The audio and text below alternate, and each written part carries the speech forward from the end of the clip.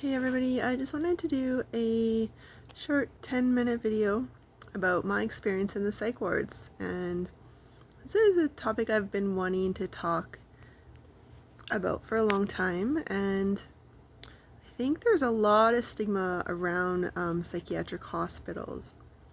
I love when my friend used to say that 1 in 4 people have mental illness. And if you have 4 friends and none of them are mentally ill, it's probably you. I like that one. But the thing is, like, nobody really knows what's coming until it hits you. And so for us to judge somebody else for needing help, you know, if we were in their shoes and had been through what they had been through, their childhood, their trauma, whatever it was that brought them to that point, well, we would be there too. So who are we to judge? And I can tell you that it was my family and friends that stuck with me through my psych ward journey, and the beautiful staff at the hospital and the other patients.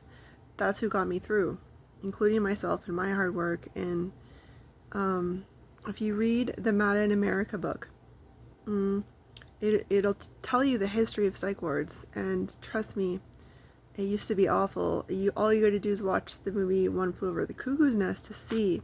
But that's not even the worst of it. They used to torture people. They thought that if they tortured people that they would heal. So they'd spin them around in circles, like involuntarily, until they threw up, and throwing them ice on them, you know. This isn't like anything consensual either. This is like straight out, we'll torture you. And well, it did work for some people, you know, because people are way more prone to behave if they know that they're going to be tortured, if they don't behave. But also, the thing is, you know, sometimes when we have an intense experience in our body, it shocks us out of our mind and mental health and back into our bodies because we feel our body so much. I'm not recommending any of this. Eventually the hospitals, they realized that that art therapy and music therapy was very healing, and then the hospitals went from being a torture chamber to actually being a retreat center, and people would pay large amounts of money to go visit them for a while, people that really needed it. And over time it just really evolved. Humans have evolved so much. We've also devolved so much. I mean, look at all of the cases of mental health these days compared to like before they introduced pesticides. Like, there was a huge jump in mental health when they introduced pesticides, and like the hospitals could do a better job at feeding us food that's healthy and not, you know, giving people desserts and stuff with their meals. But I guess what they want to do is they want people to be comforted and like peaceful, so they throw some, you know, apple pie cobbler with ice cream into the meals, which is really not what we need. It was funny being on a vegan diet in the hospital, aside from the sandwiches, the fish sandwiches that they put in the fridge for us, that they didn't have actually a dessert option on the vegan menu, so I found that quite interesting, and unfair, but maybe for the best. So I first went to the hospital after a suicide attempt in grade 9, I believe it was, and you know, they put me in the children's hospital, and I slowly got better on one unit and got transferred to another unit, I think on children's, or maybe it was Foothills, I can't remember. And I was there for 6 months, and I was doing school while I was there. I actually graduated grade 9, I think it was, by doing the psych hospital, you know, school, learning at my own pace, and probably had a teacher there that I could ask questions to. That was really beautiful, and that place saved my life. You know, I did have another suicide attempt after that, and then ended up in the hospital a couple times for drug-induced psychosis. And never since, you know, I learned how to stand on my own feet and not be suicidal, and, you know, enjoy life and like really value life, and give back and contribute and do my self-care and have a community and good friends and help and counseling and stuff. So the drug-induced psychosis visits in the hospital also saved my life. I remember listening to Neil Young a lot and just really like trying to find peace. They let me out. The second time I was in, I went into rehab after Adventa, and then I never used hard drugs again. I unfortunately did end up with drug-induced psychosis a couple times after that from psychedelics, though. But that was really beautiful, but scary. The whole first week I was very blacked out. Still don't know what happened that week, but people said I was screaming at my family and stuff. Is awful. But the hospitals really kept me safe. They put me into a container where I could heal and come back down to earth and have another second chance and a third chance and a seventh chance. Yeah, 7 times been hospitalized. 7.5 actually, because the last one was like overnight in the merge. They sent me home because I wanted to go home, and I was well enough to go home, and they just upped my meds and I was fine. The hospital visit when I first had schizophrenia was really beautiful and really scary, and I remember going into hospital and this nurse gave me a medication, and she said to me, "Do you know where I'm from?" And I thought she was an angel from heaven, but she was from Africa, and she was my favorite nurse. I wish I could go back and visit her. I probably could if I wanted to, but yeah, I accepted the medications right away. I don't know if they put me on meds the very first day I was there, or if they waited to see if I was on drugs or do drug tests or what, but I clearly wasn't. I just had schizophrenia. I didn't know that at the time, and we figured that out pretty fast, I think, but I didn't understand what it was for a very long time. I was hospitalized for 6 months, the first one, and then, did well for 4 years, came off meds, was re-hospitalized for 3 months for winter, and then 2 months the next winter, and then 1 month. And honestly, at times my mom convinced me to go in. I was never admitted against my will necessarily, other than in drug-induced psychosis when the cops picked me up and had to strap me to the bed. But with schizophrenia, I was more peaceful. I wasn't fighting back. I wasn't like angry. I wasn't like, I was just like scared, and I was just like, please help me. So I kind of knew that, I kind of had a trust for hospitals and medical doctors and stuff, just because I knew that these people just want to help. And so I think I went in with that mindset of like, how can I be helped? And then of course when you're in acute chronic psychosis, you can't really do groups because you're not going to understand them. But I don't know which was the first group I attended. Maybe it was just open gym, where they opened the gym and I could go play volleyball with the other patients and some staff, or foosball or shuffleboard table or basketball, or drumming later on in my later hospital visits. I would just sit in the office and drum with the rec therapist and anybody else that wanted to come in. They actually held drum circles for us there. Now the drum circles are a lot bigger. I even got to facilitate one there. Recently I returned and was going weekly with a client of mine as an aide, so I came a long way. Back then they actually used to take us to Talisman Center for exercise at the gym, do whatever we wanted, sailing, rock climbing. That program got scrapped because they felt like it was dangerous, even though the rec therapist was really in favor of it and really helped. It'd been my first time really rock climbing super high. I climbed all the way to the top on my first climb, and you know what, I made a huge jump in my mental health after that. Even the rec therapist said to me, because I overcame some fear and realized I could do something that I thought was maybe scary or impossible, that I was strong, that I was capable. And that's what the hospitals taught me. And one of my favorite things about the hospitals, well, there was always PRNs. If we felt we were too anxious, we could ask for a medication. If we couldn't sleep at all, they would give us sleep meds if we wanted it. When I refused my meds because of my situation, not that they do this to everybody, but with my schizophrenia, they said they would hold me down and inject me if I didn't take them, which I thought was cruel, but looking back, it's what I needed. I don't know if I would have got better without that.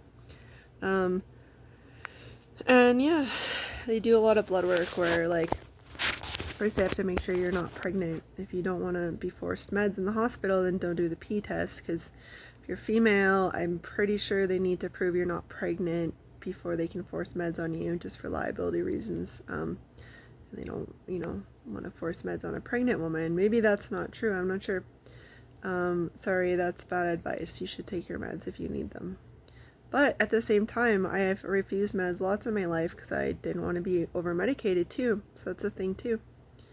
And yeah, I'm on clozapine and I'm at half the therapeutic dose, but it's a dosage that works for me, 200 milligrams. And I've had pretty severe side effects from other medications, tardive dyskinesia, dystonia, rapid eye blinking. My throat would close in every time I inhaled like that, involuntarily. It healed through affirmations from the Louise Hay book. I love my life. It's safe to live. It's my birthright to live freely. And yeah, the hospitals.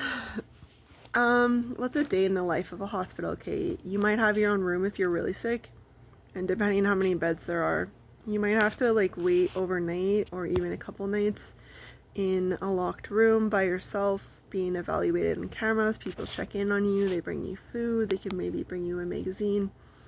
You can maybe have visitors. It depends, really. It's really situational. Maybe they get you on the unit right away. Maybe they send you home. Maybe you go to the hospital to get more support or to get on disability. I got on disability in the hospital.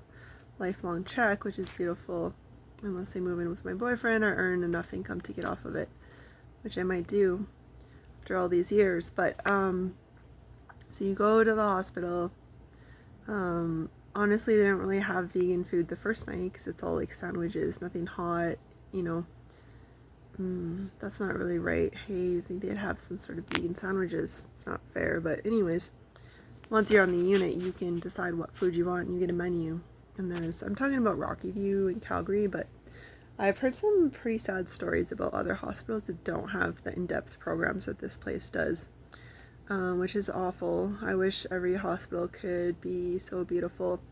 Even, the colors of the wall is like intentionally painted to help people relax, and there's nature outside and views of the birds, bird feeders out the window, and like, you can look over the lake and the mountains or walk around the reservoir. It's very beautiful. At Rocky Views, that's the one I would recommend anybody goes to if they're in Calgary. But other people have had other experiences. My friend said South Health Campus is the best one. So I don't know. I don't really know the other ones that well as much as I know this one, even though with drug-induced psychosis I was on the Foothills unit, but it's a whole other experience and more of a short-term stay. So once I got better, I could do groups like cognitive behavioral therapy, which is retraining your mind to think properly. So you start to recognize, and this is great for all kinds of mental health, unless you're in like acute psychosis, or certain other situations where you couldn't really understand the group or participate or contribute, because you want to protect the other patients too. You don't just someone sitting there like rambling on about nonsense. Like, this is very deep therapeutic important work, and it must be taken seriously, and it's sacred medicine. And so we sit around in a group and they'll be like, okay, what's a thought you want to challenge? Someone would be like, someone's stealing my mail, and they'll be like, okay, well, what's the evidence it's true, and list it out. What's the evidence it's not, and list it out. Maybe do an experiment, send yourself a letter, and if you get the letter, well, then you're more likely to believe no one's stealing your mail. And then there's other things too that are like, thought checking. So, your boss walks past your office and rolls his eyes. This is an example from the hospital, I remember. And what's your automatic thought? Well, a lot of people would think like, oh, my boss is mad at me, I did something wrong. Maybe he's gonna fire me, and start going all these thoughts and stories in our head. And then CBT would be like, what if actually the truth is that he had some bad acid reflux again, and he's got to go back to the doctor or like herbalist, and he's like rolling his eyes, and it had nothing to do with you. And like people that are depressed, they're telling themselves stories like, I'm not good enough, I'm never going to make friends because no one's going to like me, I don't want to go to a social event because I'm going to embarrass myself. And then it's like, okay, well, how do we challenge that thought? Like, oh, well, I do have a good friend and they really like me, or I've had good friends before. People tell me, my family says I'm a nice person, I'm able to help people in this way, I have compassion. And then you get out there and you set a goal like, okay, this weekend maybe I'll go to the library and read a book around people, or maybe I'm gonna go to a yoga class, or maybe I'm just gonna go home and open one piece of mail. Maybe that's the goal setting group, is like SMART goals: specific, measurable, attainable, time-based, and SMART, realistic, time-based. So like, I'm not gonna go home and clean my whole house because that's not always possible. And then we don't even set a goal because the goal's not achievable, or we're not clear about the goal. Like, I'm going to go home and clean. Okay, what does that even mean? Time-based is like, I'm going to clean for 5 minutes, or maybe I'm going to walk outside for 1 block. You measurable. And so if it's not reachable, you come home and you do something else. I'm not really that great at it, like setting goals, but sometimes I can. And I'm more of the kind of person that will wing my goals, like in the moment, like, okay, I'm going to do this now. I'm going to do this. Okay, do this. What do I do next? But that really works well for a lot of people. And then relaxation group was like meditating for an hour. They guide you, put a CD on, or maybe they read something, or they guide you through it. Like consciousness rotation, progressive muscle relaxation, where you bring awareness to your fingers and then your arm, different parts of your arm, different parts of your leg, your feet, and you go through the awareness of the body. And this stuff really works. It's really beautiful. Helps people relax and re-regulate their nervous system out of fight and flight into like a mode of like, I'm safe. I'm gonna slow my breath down. I'm gonna relax my body. I'm gonna tune into like my thoughts, but not, become attached to them. And so that's a beautiful one. And then what else? There was like other groups too, like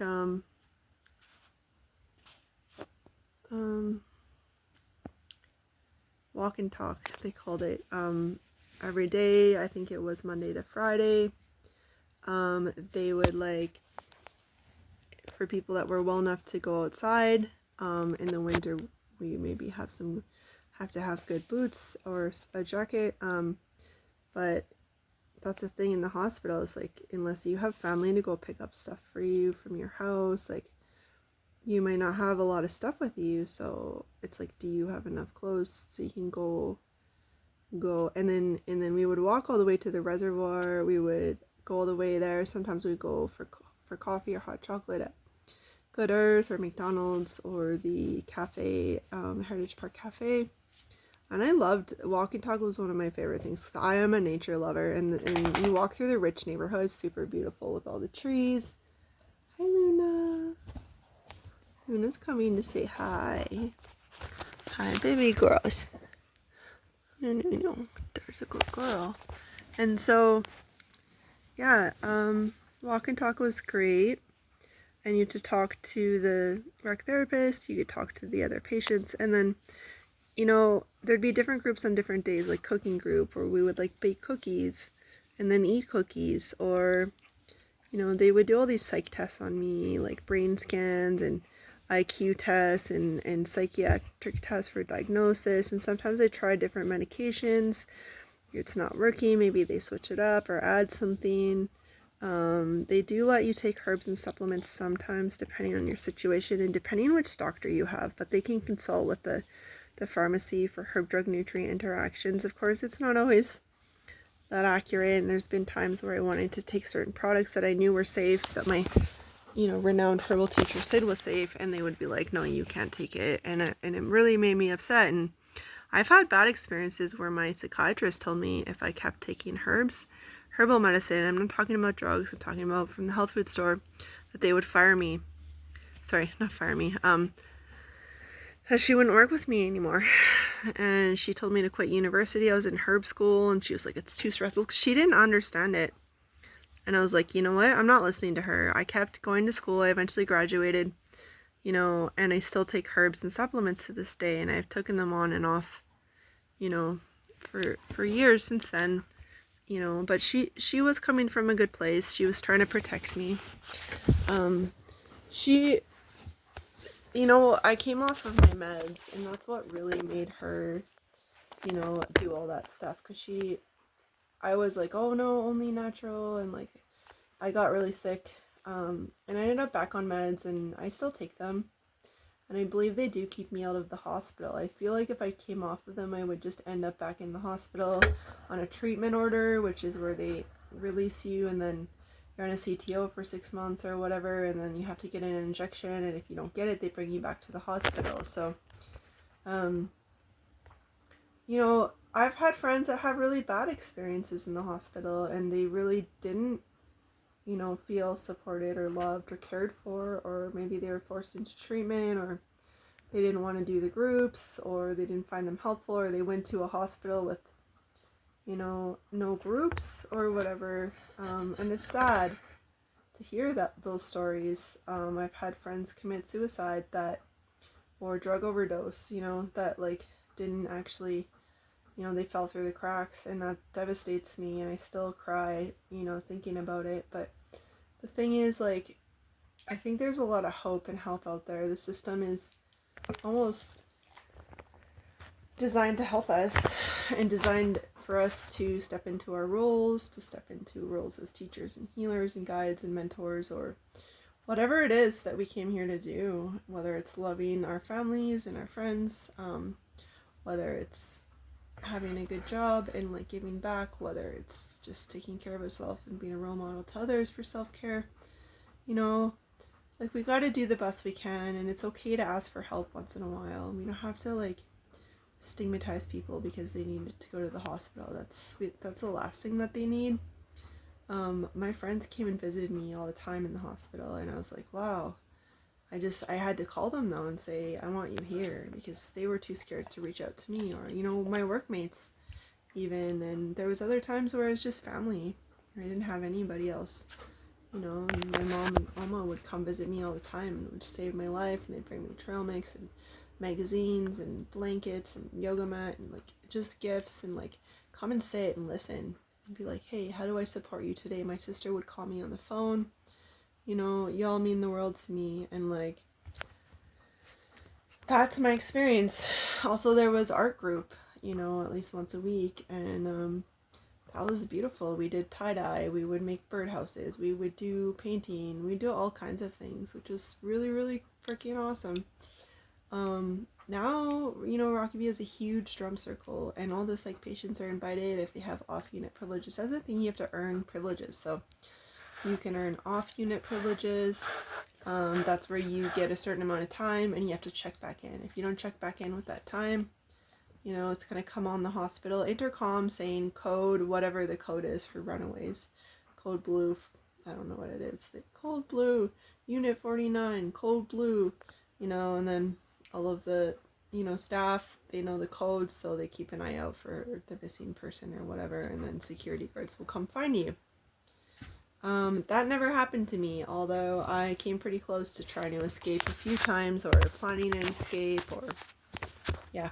But privileges are great. You can go outside for a smoke. If you smoke and you go to the hospital, they'll give you inhalers, just to keep your mind sane, from the withdrawal and stuff. So I don't smoke. I'm grateful that I don't smoke anymore, so it's not an issue for me.